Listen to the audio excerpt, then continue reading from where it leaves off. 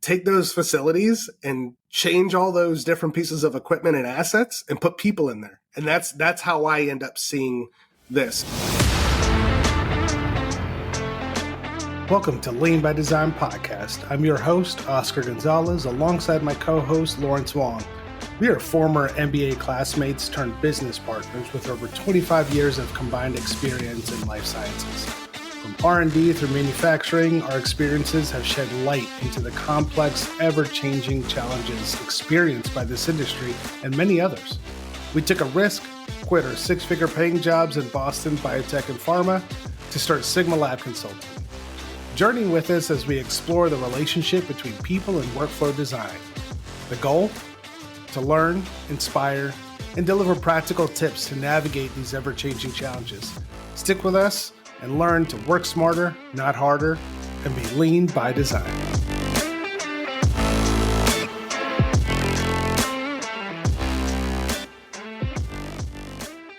So here we are, 2024. This episode should be coming out early February. So fresh on people's minds. I think it's important to always have this reflection, something that you don't see a lot of people do. I was recently talking about this when it came to looking at company goals and, what happened in the previous year, what didn't happen. And in most instances, I find that people, departments, functions, organizations are always forward-looking, where you don't really reflect on what happened, which there's a nice quote that I really enjoy that talks about wisdom comes from people that reflect on what happened, that self-reflection, reflection of what occurred, what your assumptions were, what actually happened. And it doesn't really happen too much. You do some retrospective looks after the end of a project, but if your project is 3 years old, your memory is about as good as the last 6 months because everything else was somewhat chaotic. So are you really getting that look back at what happened and what could be changed? And that's what we're here for today. We want to talk about what our look back was for 2023. Sigma Lab Consulting had a great first full year in operations. We had the pleasure of working with, I think, how many different clients do we have? 5, I think. 5 different clients. Where I would say that they were successful, and in many cases, they have become repeat clients. So I think that's a testament to what we have been putting out there in terms of how we work better, how we think through some of these problems and create these spaces that allow for our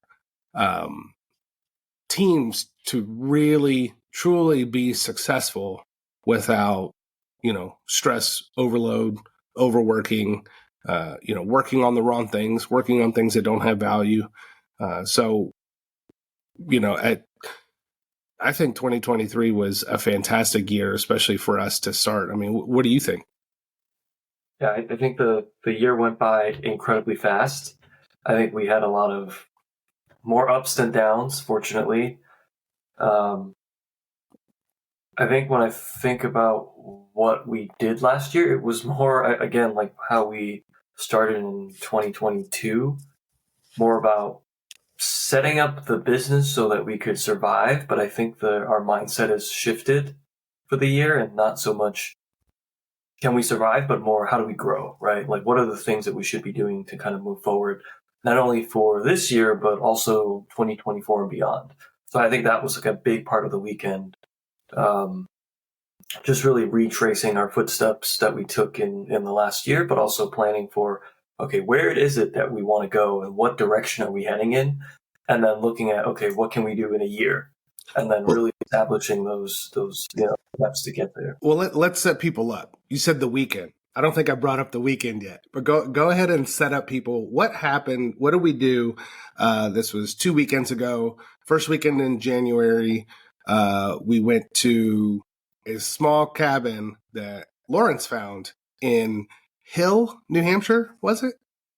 It was. I didn't even know where Hill was. I just knew that it was within 2 hours from your house. So then that's kind of what we did, and we found a place that was not too far, but I think isolated enough where we could kind of focus on what we needed to accomplish as far as reflections and planning for the new year. But it was a place that just took us out of our normal day-to-day routine. But obviously, we talked about business for the better part of the weekend, but that wasn't the only priority. The other priority was just to hang out with each other and kind of learn about where we were in our own lives and kind of reflect on how we were thinking about different aspects about, things that were going on that we don't necessarily talk about when we see each other every other week. And It just kind of put us in an environment where we could just spend hours talking about whether it was work related or non-work related. And I think that was very beneficial because I learned a lot of things about you, and you probably learned stuff about me. And we'll get into that later in the episode, but that's kind of how we spent the weekend. Yeah, I mean, it was a really great experience. I mean, it was a beautiful home that was sort of up on a mountainside, and this actually happened the weekend that the first snowstorm happened. So, of course, we get up on Sunday morning, and my Air Maxes, and I don't know, you had some low top shoes as well. Yeah, it was like, hey, let's go outside and start shoveling 8 inches of snow to get to the truck to where we can then get out of the town. It was a small town. The snow was coming. And I think our top speed for that 2-hour drive back home was probably about 35, 40 miles an hour. So we were fortunate enough to stumble upon a little barbecue joint and have some delicious barbecue and have that extended time to sort of, riff on what happened and sort of take in that entire weekend. But I think it was super critical for us to find a space that had low distractions or no distractions. I've seen other folks that do offsites that are just locally somewhere in the city. They do an offsite for a half a day or something like that. And I think you hit the nail on the head when you said that there was more than just one purpose of the business. It's how well we can connect together, because it's not just the business, it's the partners within that business. It's the leadership within that business. How much are they, essentially you become a part of each other's lives to some degree because you are establishing a workplace. You are building a workforce together to create this successful company, this successful organization in whatever metric that means for you. So I think it was super important for us to be able to, take that weekend, and I mean, I think the first night we went down, we grabbed some food and, we grabbed food, we grabbed snacks, we grabbed drinks, and we were working till almost 11 o'clock at night. And then we figured, whoops, we got to do this again tomorrow. So let's back it up and get ready for the next day, because the next day was also a big day as well. Yeah, and I think there's something to.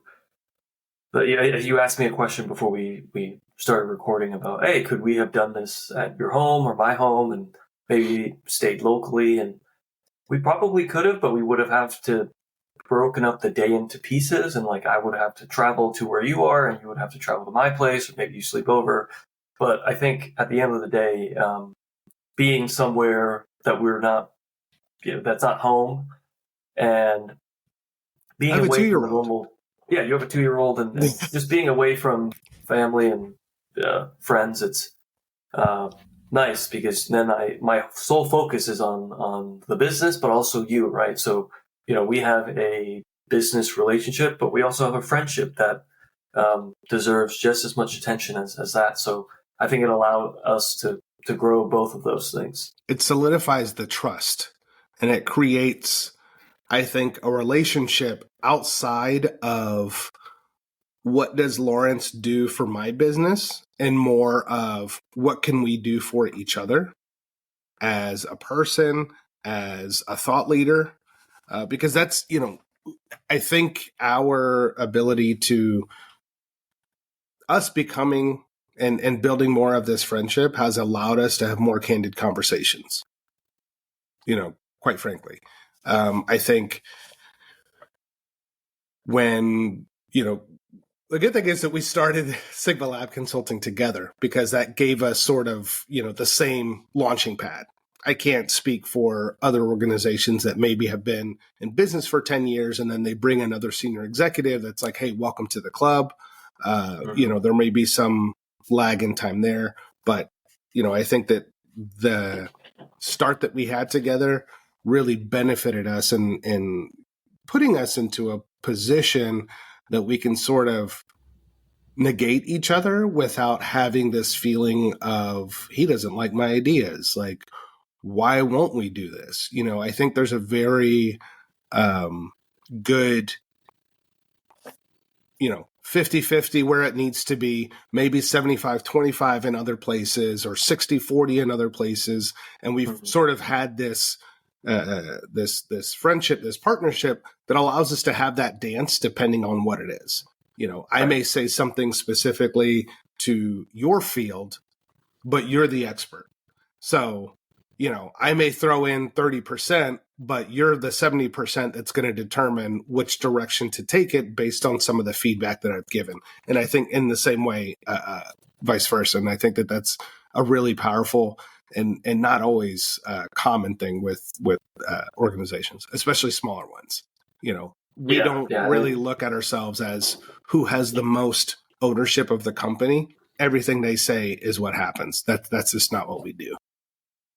Yeah, and I think we're fortunate enough at this early stage to be able to do those things, right? I think the larger you get, the harder it is to be in this environment where you're able to say, hey, let's go spend a weekend wherever and kind of figure out what we want to do in the future and also for the upcoming year. So, we obviously reflected on the year past and being the size that we are now, I think a lot of our mindset was around de-risking the business in the form of coming up with a better strategy for the new year, but also beyond. And what does that look like, right? Like, what is the mission essentially for the both of us? And as we grow the company, what should the mission be? And we talked about, not going away from designing and optimizing workflows that drive operational excellence in biopharma, but more around, okay, let's put building a team in front of that, right? And so now our mindset is not only like finding work for each other, but also, okay, when we go out and speak to people, are there potential hires that we need or mentors or clients, right? So not looking at some of the things that we're doing as going to, like an example is going to a networking event. Like if you go to a networking event and the only thing you're looking for is to make a sale or a pitch, you lose out on maybe meeting somebody that you could hire or maybe meeting somebody that could give you some insight on the landscape of the business and just giving you an outside perspective on what you could be doing better. So I think that that new strategy kind of really will pivot a lot of the things that we do for the upcoming year. And I think if we can go back a little bit, we didn't start off with that. When we first arrived on Friday evening, we originally had this agenda planned out that we were going to review 2023 numbers and things that we did that didn't work out or conferences we went to that we didn't find the value that we wanted. And I will say, when we go back and we look at our 2023 goals, they sort of were spread all over the place. Now, mind you, we were only in business for 3-4 months prior to that, but I felt it important for us to anchor certain things so that we can sort of see where these components go. I mean, we had goals for social media postings. We had goals for, how many people we can get to be on board. We had goals for people we can get into our LinkedIn pages. We had goals for revenue. And most of these things were arbitrary because we didn't really know what healthy meant for us yet. There's a boku number of consulting firms out there, but they all do things differently. They all do different things. They all consult for different purposes. Some of them are for, I'm going to help you get from your IND to your first in human clinical trials. That is a very specific window that those consultants are going to work. We're sort of in this, like, when things are kind of, when shit's hitting the fan, who are you going to call? No, I'm kidding. Blockbuster or Ghostbusters was on just last night. But, really looking at that and saying, who can I get to help me figure out the best way to make this work? How can I figure out the best way to leverage the people in my team, to leverage the tools, to leverage the knowledge? That type of information, that's where we sort of step in to kind of say, you need to start pulling on these threads that you haven't been doing before. But within that, if I could go back to that first day, I think what was really important for us was to sort of just kind of riff on, the year, riff on things that we had thoughts of, ideas that were popping in, because that changed the nature of what we spent our time over the next 36 hours doing. And that is where we sort of looked at this and said, well, if we want to grow, if we want to de-risk by growing the company, which means we need additional clients that are in different spaces, which meant that we needed to hire people, which meant, that we needed to establish these structures. Like, this all sort of drilled down into that strategy of, we need to meet as many people and strengthen our networks and our partnerships as much as possible. To your point, we need to start going to these networking events, not thinking, can I get a client? Thinking, who are the individuals that are on board with our philosophy and the ways that we think? At some point in those relationships, they may turn into a potential client. They may turn into a potential FTE. Because in this line of work, in this line of consulting, if we do not have a client that is on board with how our philosophy works, we don't want to work with them. Our philosophy has been a combination of, it's Lean Six Sigma at a highest level, but then, in this particular space, what does that mean? Am I going to create a Lean Six Sigma for how quick you turn over contracts, and create the statistics? There's so many variables that go into that are out of control for the client. So probably not. However, the principles of what those two methodologies bring are what is at the crux of what we bring to these organizations. So, being able to sort of take that time to riff and then turn around and say, we need to make sure that people really know and understand what is Sigma Lab Consulting. Who are they? Do I want to know these people? Do I want to be friends with these people? Do I want to connect with them as a client? Maybe I want to work with them. And I think that was a turning point for us in how we approached the next 36 hours. Yeah, I think we said it beautifully, like this blend of operations and strategy, and being able to apply it like in a very specific area that we've been able to gain a lot of experience in the industry, right? For yourself, I know, project management in drug development, and then for myself, asset management in biopharma facilities. Being able to, for us, I think, understand, okay, what does the landscape look now for this type of work in our respective projects? But also, what are the types of people that would welcome our philosophy and thinking? And, how do we find those people? Where are they? How can we reach them? How can we help them without actually meeting them? But I think at the same time, we realize that we know a lot of people, and we did a very, I'm not going to say poor job, but not a great job with keeping up with our network, right? And I think that kind of forced us to look at, okay, what can we do to not only attract those potential people to come to our tribe, but also what about the people that we already know, and how do we leverage our network and build stronger relationships, as you said. Absolutely. One of the things that we had also talked about, not only increasing the face-to-face interactions, but we realized we spent a lot of time looking at a screen. And I think some of the most valuable conversations we've had all year have been with people like in the office or at an event, and they were all face-to-face. If you look at our client portfolio now, all those projects have been because we were talking to somebody face-to-face, and we really look back at how much time we were spending last year. And, I think the mindset wasn't in the right spot, and I think we just need to double down on being in person and just understanding what the challenges and opportunities are with our current network, and meeting new people to find out what other interesting things are going on in the industry. Right. I mean, it was a learning experience of, we were fortunate enough that we had made the right connections early on that sort of powered our portfolio of clients through the end of the year.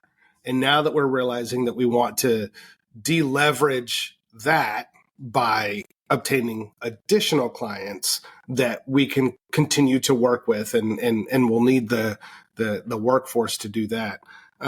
So it's, the way that I sort of equate this is almost to, I don't necessarily want to say to like a therapy session, but when you have a face-to-face interaction, and it really gives you this, you're feeling what that other person is saying to you.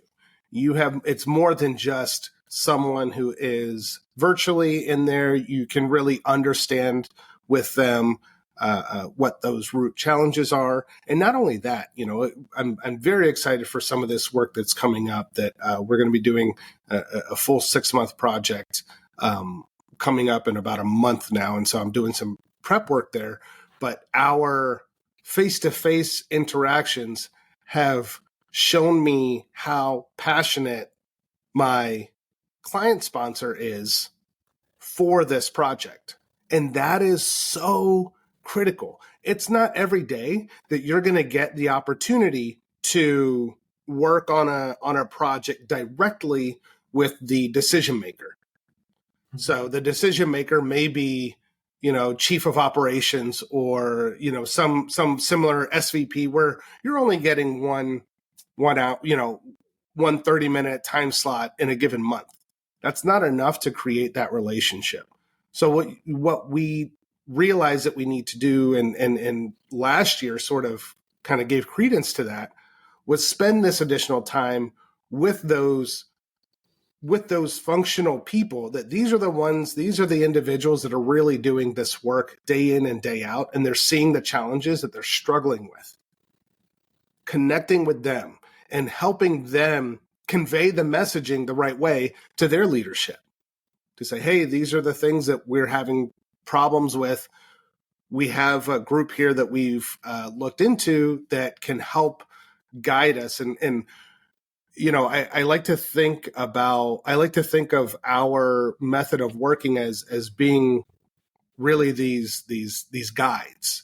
We have a level of expertise based on our backgrounds, but ultimately it's the way that we ask questions of what the needs are, of what the client really is looking for. Just yesterday, had a meeting, and when I came in originally to one of my clients, we had to fix what another company came in and did. And the comments that they were making yesterday was, they never even listened to us.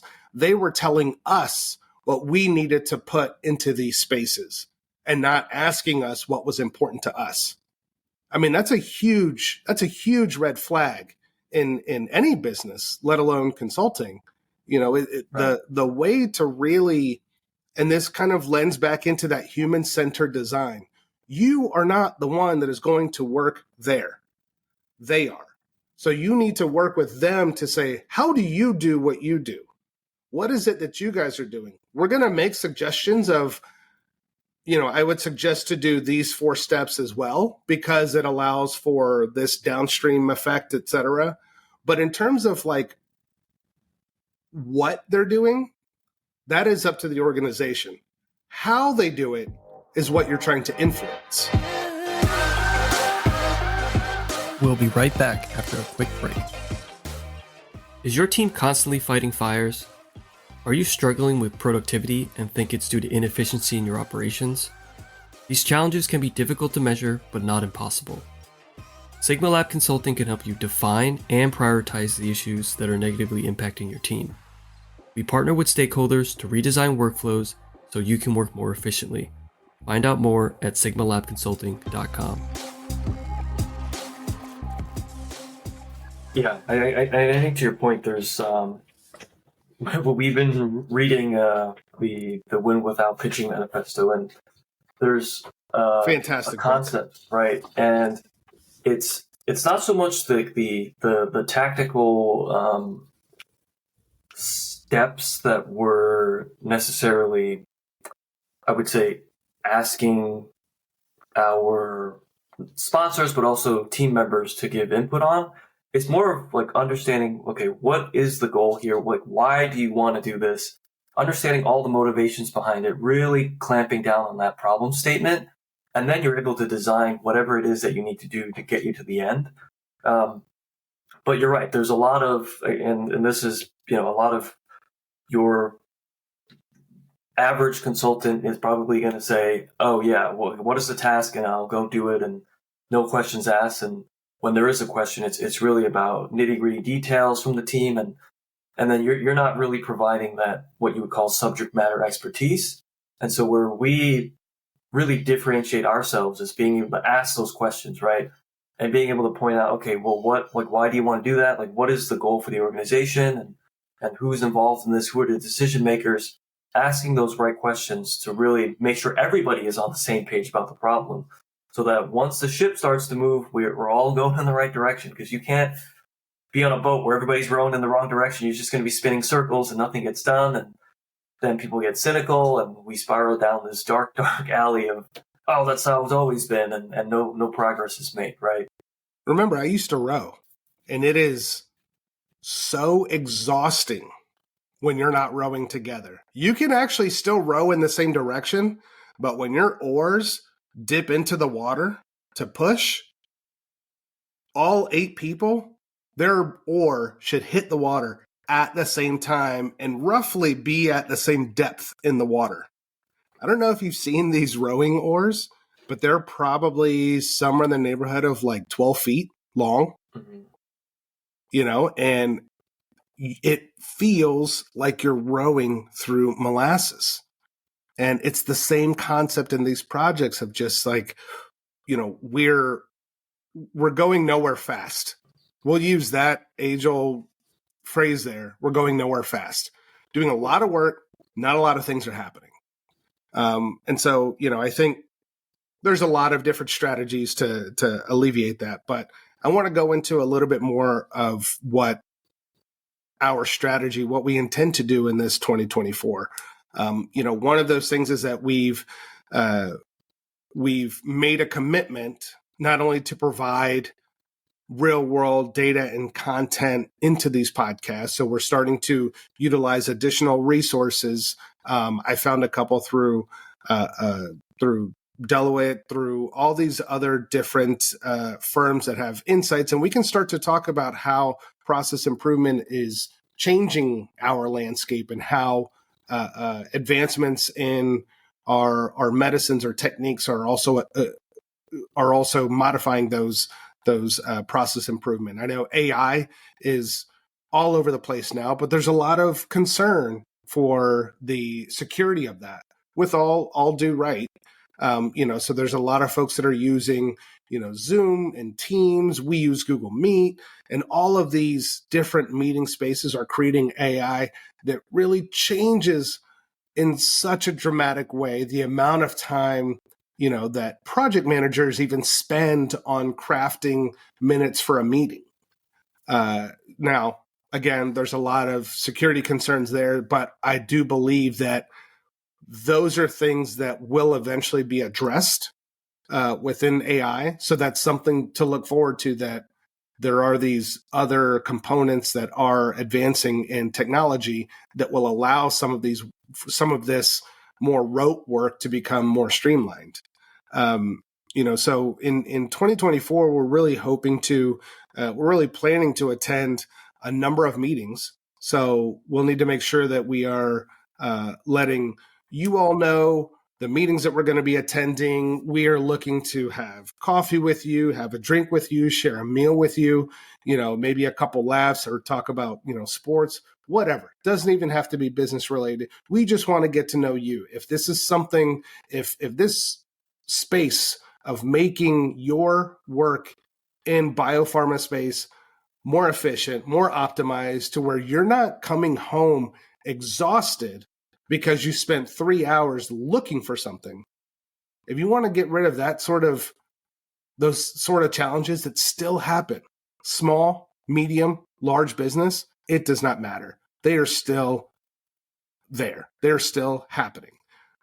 That's what we want to do. We want to meet with you. And so, we're punting around a couple of ideas, even internally. So, I would say one of the things I'm most excited for this year is the opportunity to create sort of a networking event, sponsored by Sigma Lab Consulting, that we can bring in folks from similar mindsets and really bring them together sort of as like a melting pot of ideas and people and expanding networks. So that's something that I'm really excited to do. And hopefully we'll have the opportunity to do that within 2024. Yeah, I think to your point, for the people that we know already that we haven't seen in a while, we will make a very conscious effort to see you again, and we will be catching up and then having conversations and sharing a meal or whatnot. Yeah, I think I want to take a step back and kind of, just revisit the whole podcast direction that we're going into. So not only are we getting outside sources from some of the stuff that's going on, that you might see in the news, or some of these more, I would say, specialty websites. An example would be like Bioprocess International, where it's like a magazine and they have articles about some of the new trends in the industry, or even DIA has their own database for all sorts of things that are going on in the industry. But I think we're taking this opportunity also to teach each other and also learn about something that we did not know about our respective areas of work. Yes. And using this as not only a professional development thing, but also we find that if you're able to teach something that you do not know, it just helps you understand it better. And so we'll be learning new things, and hopefully you'll be coming with us along the way to kind of learn stuff that we don't already know. I think it's going to be a fantastic experience, and something that will strengthen our specialties. It's always a benefit when you can learn from like-minded individuals things that you didn't know before, because you start to see different perspectives and you start to see challenges that occur in adjacent I don't want to say adjacent industries because it's biopharma, but adjacent functions, I guess you can say.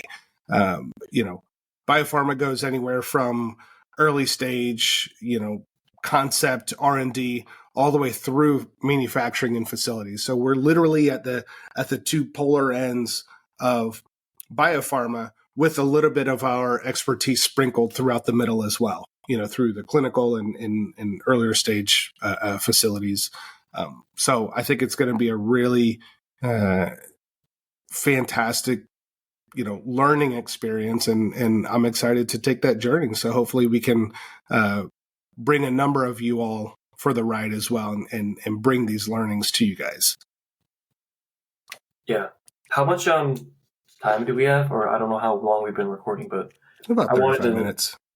Talk about to keep it more light and I learned a lot about you over the weekend. I can talk, I wanted man. to I can I talk. wanted to kind of go about talking about that. So after spending a whole weekend with you, I found out two things. Oh One boy. is that you take like the most comprehensive notes that I have ever seen for like all sorts of things, right? And what surprised me the most is that like when you explain the whole I would say like the smart sheet, like Death Star, essentially, this crazy workspace with all these connections and sheets and reports and dashboards, that you don't write any of that down at all, like how you created that. But yet you'll write notes for all these little meetings that we have, but the most complicated thing that you've ever done, like you write no notes for it. I find that fascinating because I'm the complete opposite, where I don't write notes at all for all the day-to-day stuff,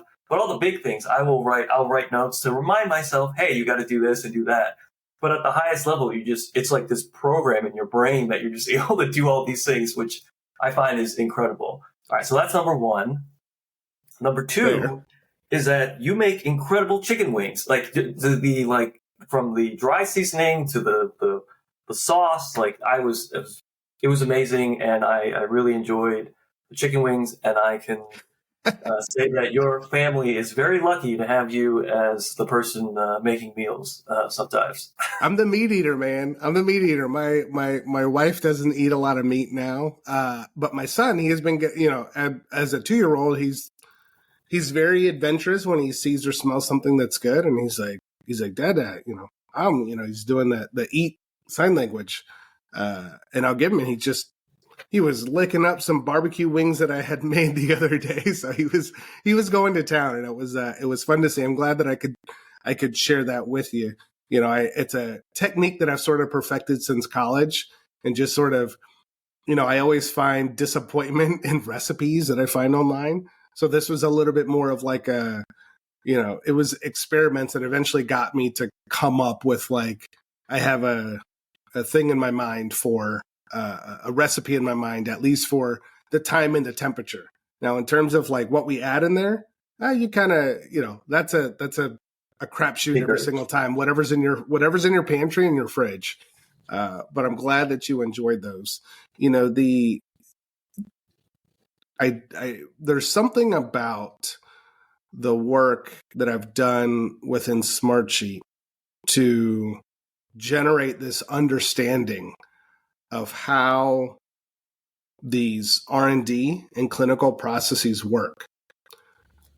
I've been fortunate. I think it's more of a strength than a weakness that I have been in these program and project manager level roles without necessarily being the soldier ants that are doing all of the paperwork, all of the, because when you're so close to a problem, it's hard to see the problem. When you can, there's so many things that distract you. They're not always, you're going to see something, you're going to see an error happen somewhere, but because you're so close, it's going to be a challenge to figure out where exactly that error happened. You'll see when things are wrong, but you may also get used to this. Yeah, it's a little bit of a muddy process because, well, that's the process they showed me when I got here. That's a very common, well, that's how they showed me how we had to do it. And usually, and with, that's what you should be doing. You go in, you take it in, you do it a little bit, and then you say, okay, I know where this can be fixed. So I've just always had this, I won't say always, I would say since I've been using that system, it sort of creates this mental map of what are all the similarities. And that lends credence into what we did with our strategy for 2024. We needed more clients and we needed more people. And we realized the mutual factor in there was that we need to know people that are in agreement with our philosophy. Doesn't matter if they're going to be a client or an employee. So that's where we sort of kind of, this is now going to be an approach to meet anybody that thinks in that way that can go into either one of these windows. And so it's been, I love it, man. I absolutely love taking chaos and showing the organization behind it, showing the schematics behind it, because quite frankly, you may see this in facilities because there's pipes, there's gaskets, there's pressures, there's control panels, there's all these different systems that are all working. I see that with people. All these systems, all these giant tanks that you have in your facility, that giant tank is a VP, that giant tank is a director. All these little spouts and gauges, those are, entry level workers. These are ones just a step above it. So when I look at these individuals, when I look at these project teams, that is that same mechanism that you have in your facilities is what I see with people. So I draw, in my mind, I start drawing these mental maps of like, okay, well, this person has this information. That person needs it.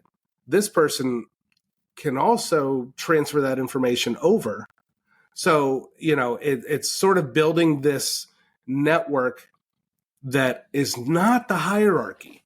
And this is the challenge that people face, is that we are delivered, here's the project team, here's the organizational chart. But that is not your working chart. That's not how you work. That's how you report. But it's not how you're working.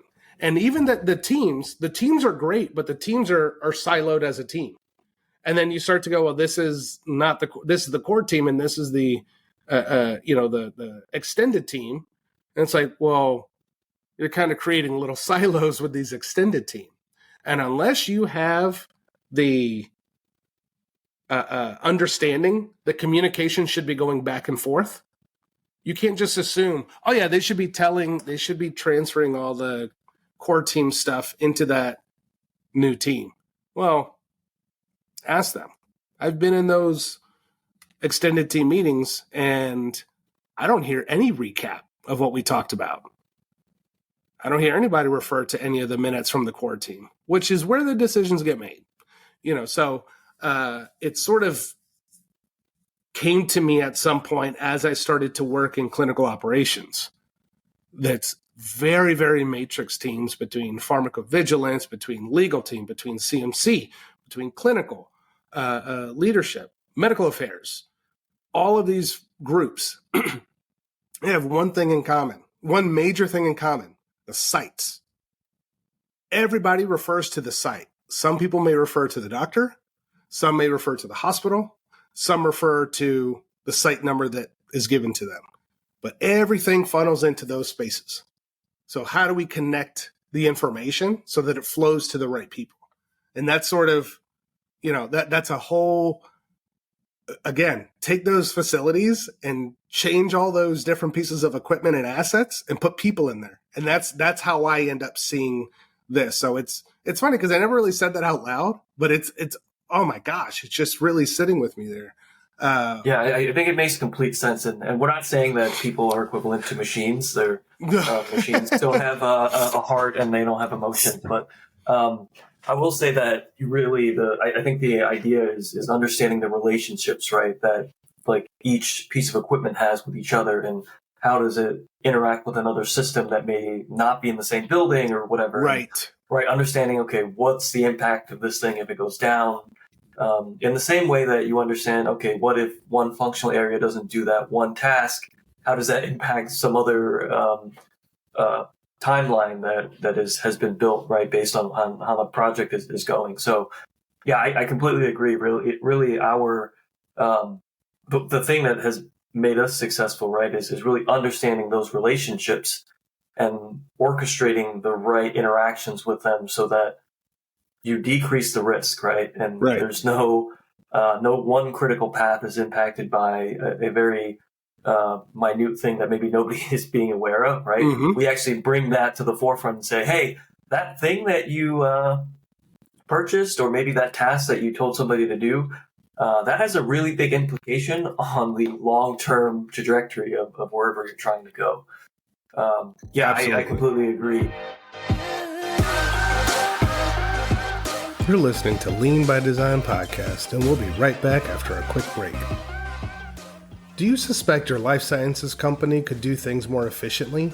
Maybe you're seeing costly workflow issues, or maybe the work feels more difficult to perform than necessary, affecting team morale.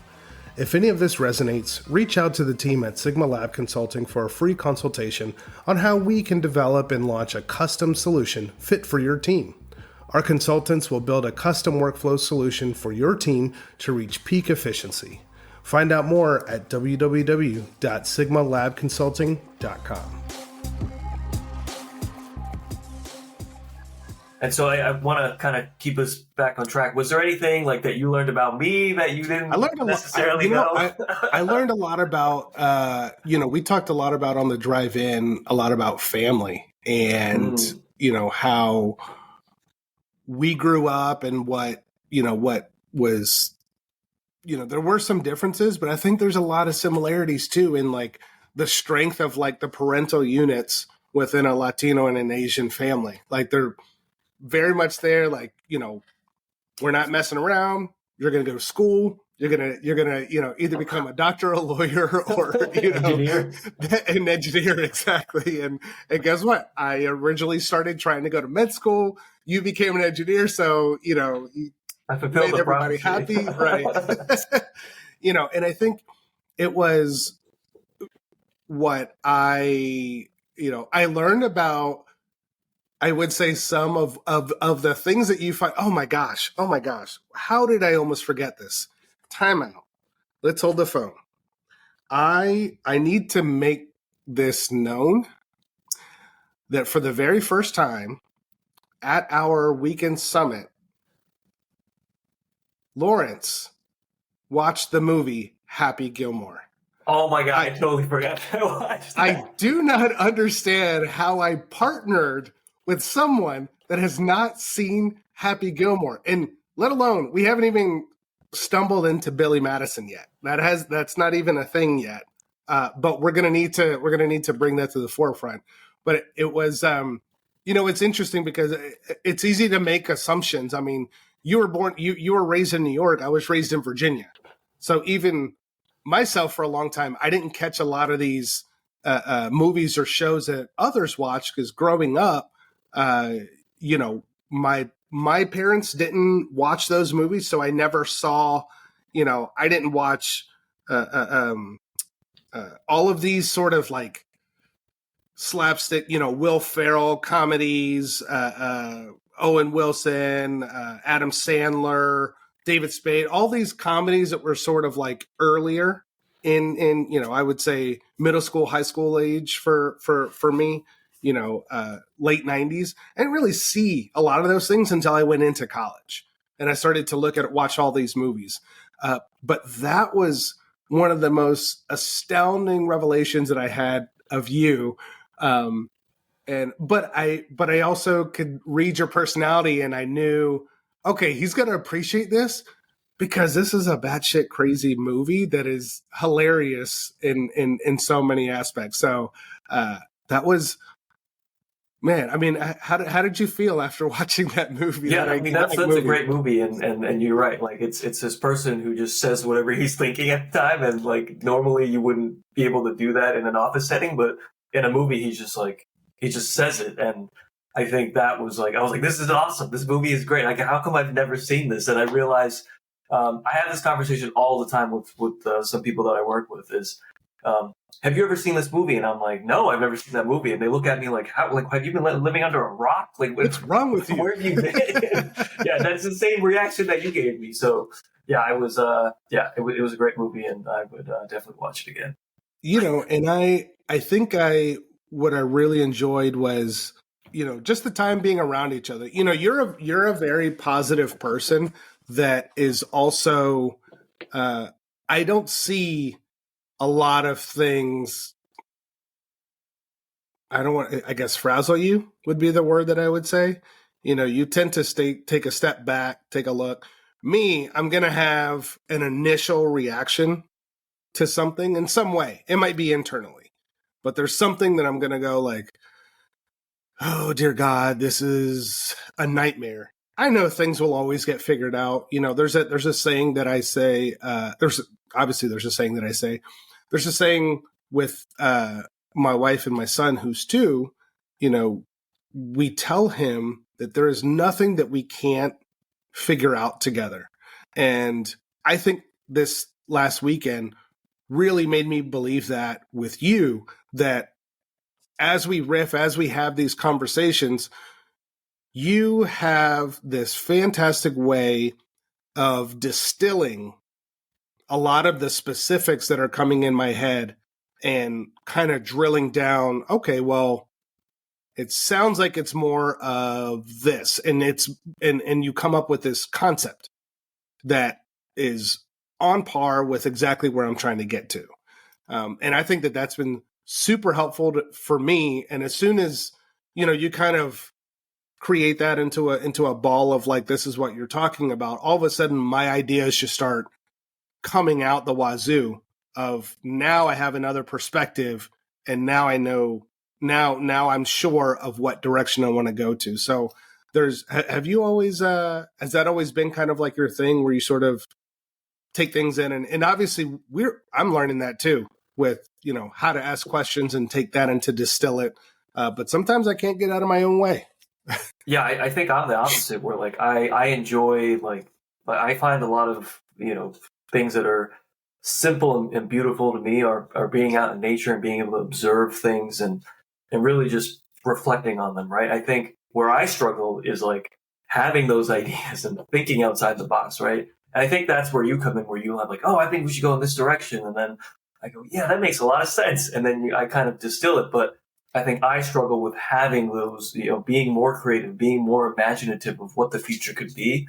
I think for me, I'm always like, oh yeah, the simple thing is this. And then that's kind of like where my brain is let's keep it stupid and simple. And like, that's like kind of been my focus. You're an engineer. For a lot of my work. Yeah. I just try to keep things as stupid and simple as possible. But being able to explore possibilities and go down those rabbit holes, I think that's why I read so much. I listen to all these podcasts. I like talk to people, because I just don't have those ideas. But I think you're the opposite, where you constantly have all these like organic thoughts that come up. And then I go, wow, that's amazing. Yeah, keep telling me about it. And then I'll just distill it. And then we create this thing, right?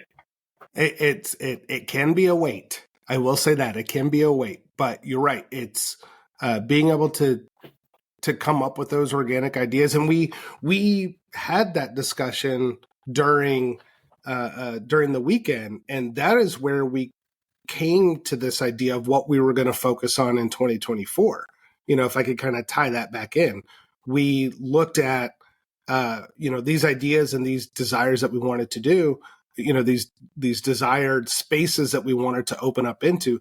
There's a lot of possibilities with what we're doing, with educating, with, how do we take the data of working with these clients and showing people what impact this really does.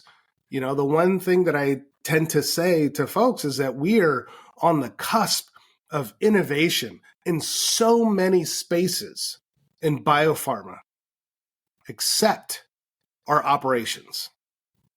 We're using Excel to do reports. We're using Microsoft Word to do our minutes that don't tie actions to anything automated that notifies people that, it's like, we can be as innovative and as forward thinking and as new technology as we can be on the science front.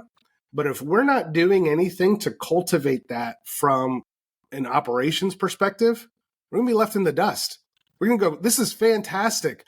I don't even know, like, we're going to spend now 3 hours trying to figure out what that means, because the only way we know how to process that data is by using these macros on Excel or something rather.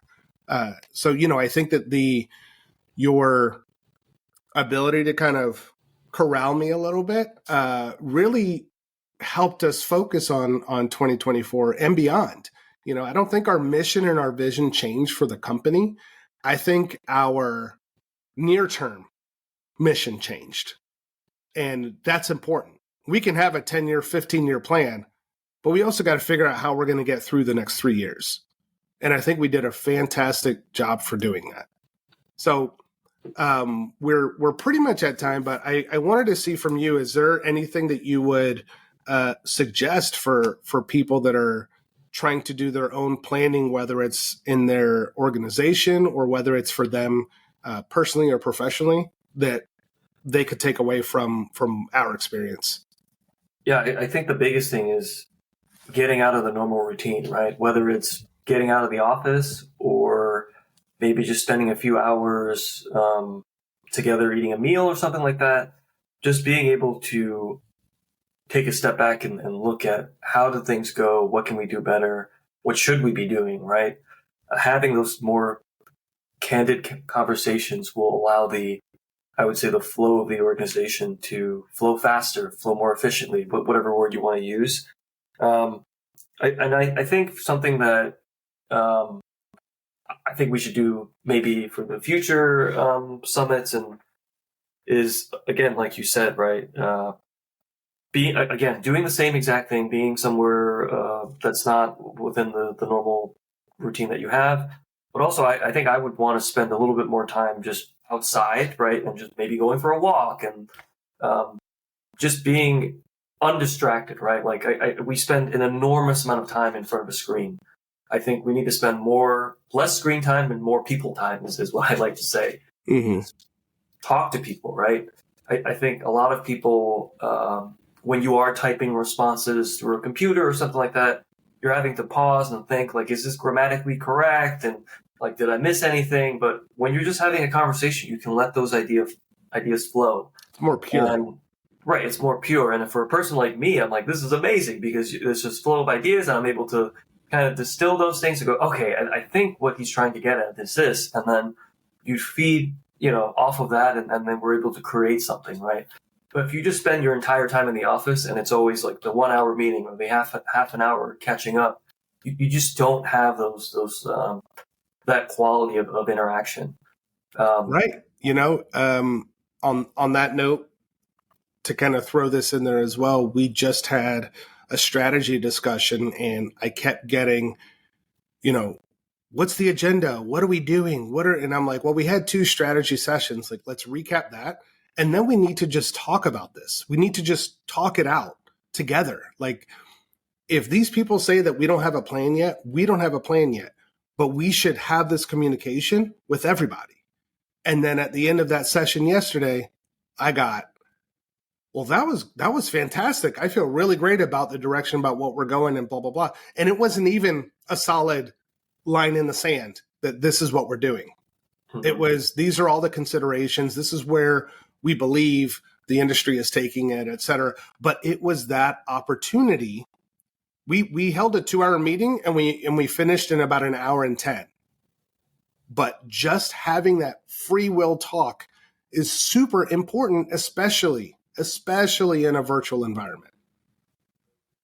I'm right there with you. I think there's you were explaining the whole concept behind marinating, and I found that fascinating because you were like, no, we have to take the chicken out and we have to put the seasoning on, let it marinate in the fridge, and then we add the other things and we cook it for a little bit. Then you add the sauce, and there's something to be said about letting these ideas marinate and like have you think about something else and then coming back to it that maybe you missed something or maybe there's something else you want to add, right?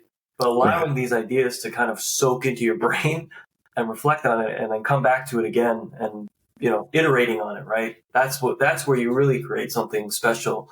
And I think it's something that we'll continue to do and to have these sessions where we separate ourselves from the day to day and really talk about these big ideas, but then really come back down to earth and say, okay, tactically, what are we doing for the next 12 to 18 months? Right. And we had this conversation about, we don't know if this is going to work, but I have a feeling that this is going in the right direction. And if it doesn't work, we'll pivot and we'll change directions. But I think a lot of the information that we've gathered from the past year and things that we've been seeing in our own network and just having conversations between ourselves is that we need to spend more time with people and less screen time. Absolutely. And if I can add for those that are looking to really find, their North Star, That is a metric that's now getting floated around. And we looked at our North Star as strengthening our networks and our partnerships. So if you're looking to try to find a way to, plan for your own year, for me, I like to start small. There's a lot of things that that have to happen within the year. There's a lot of things that you really need to execute within that year. Perhaps it's not completely ironed out. But you can do that and then step back and say, what does all this mean? Where does this take me? Where is the value here? And that is what will drive that North Star for 2024 for you. What do all these things mean? Does it mean that you want to spend more time with your family? Does it mean that you want to advance in the workplace? Does that mean that you want to, become closer to your brothers and sisters or your parents, or come closer to a best friend, or you want to, looking at, you want to be, everybody wants to be healthier, but what does that mean for you? It doesn't necessarily mean being in the gym 5 days a week. It might just mean, hey, on any day that is, good weather, I'm working at home, I'm going to go walk outside for 20 minutes and just do a lap around the neighborhood. Finding out what those mean for you, and having all these small pieces, looking at the similarities, going big, and at the end of every year, reflect on what that looked like. Your goals don't have to necessarily match up to the goals of your organization where you're trying to hit 100%. Shoot for 80. Throw a couple in there that, may be a challenge to get to, but be proud of what you did. Don't look at what you were not able to accomplish, because that is going to fuel you the next year. And say, you know what? Man, I can't believe I missed these things. However, I crushed on all these other pieces and I was just moving and grooving. That felt really good. That felt really good for my mental health, for my physical health. Let me see where I can amplify that the next year. Lawrence, I'm really excited for this year. Go ahead. You had one thing? Yeah, I was just going to say if this is your first time doing this, or maybe you've done it in the past and it hasn't worked out, I think the practice of setting goals, it's going to be shit at first, but you get better over time, right? So don't even worry about, what is this, the right format? Do I have the right categories? Like, forget all about that. Just write it down, and over time that'll get better, and you'll iterate and you'll figure out, okay, these are the things that are actually important. And I think that's something that we've been able to learn, right? We were looking at our goals from last year and we were kind of cringing at it and going like, this didn't make any sense. Where were we going? Yeah. What was the point? Right. Yeah. Yeah. And so now I think we've come a long way from there. And each of the things that we're about to do in the next 12 months are aligned with where we want to go completely. And there's no question about it. And it's more about, okay, what's the plan to get this done? And quite frankly, when we went back and looked at it, our tentative goals that we'll have for 2023, I believe, shrank from the number of goals that we had in 2020 or in 2024. I think they shrank from what we had in 2023. Yep. Because there is more of a focus. All of those other things will come. The revenue will come. The clients will come. The employees will come when your focus is on strengthening those partnerships and those relationships. So when you look at your goals, don't set them up to be so individual, because they should all go into one direction. The purpose of all of that North Star. So find that North Star. All the other things will fall into place. I'm excited for 2024. I'm excited to connect with our peers. I'm excited to connect with new people at conferences. Lawrence, you're heading to a conference soon.